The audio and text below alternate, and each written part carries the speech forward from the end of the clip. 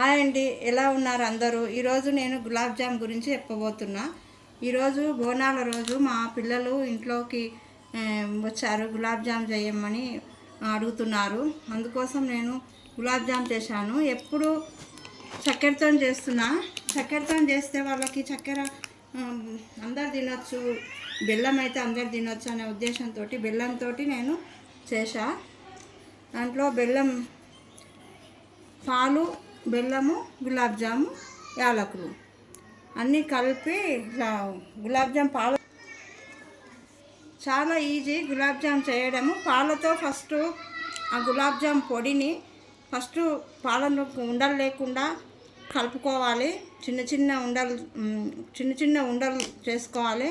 నెయ్యిలో వేయించాలి. వేయించి బెల్లం పాకు చేసి ఆ చేసిన ఉండలని బెల్లం పాకులో వేసి కొంచెం సేపు నాననివ్వాలి. తర్వాత తింటే ఎంతో రుచిగా ఉన్నాయి. మా పిల్లలు చాలా ఇష్టపడుతున్నారు. ఇప్పుడు షుగర్తో చేయడం వల్ల షుగర్ ఉందని పెద్దవాళ్ళు తినొద్దు, గులాబ్ జామ్ తినకండి షుగర్ వస్తుంది అని అంటుంటారు కదా. ఇప్పుడు పెద్దవాళ్ళు కూడా బెల్లంతో చేసినాయి కాబట్టి పెద్దవాళ్ళు కూడా తినొచ్చు. చాలా మంచిది.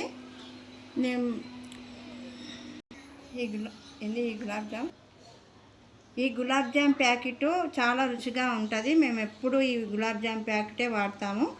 ఈ గులాబ్ జామ్లో 30 వరకు వస్తుంది. చాలా వస్తాయి. మంచిగా ఎంటీఆర్ గులాబ్ జామ్ ప్యాకెటే తీసుకోండి, చాలా బాగుంటుంది. Thanks for watching my video. ఈ వీడియో మీకు నచ్చినట్టయితే లైక్ చేయండి, సబ్స్క్రైబ్ చేయండి, షేర్ చేయండి.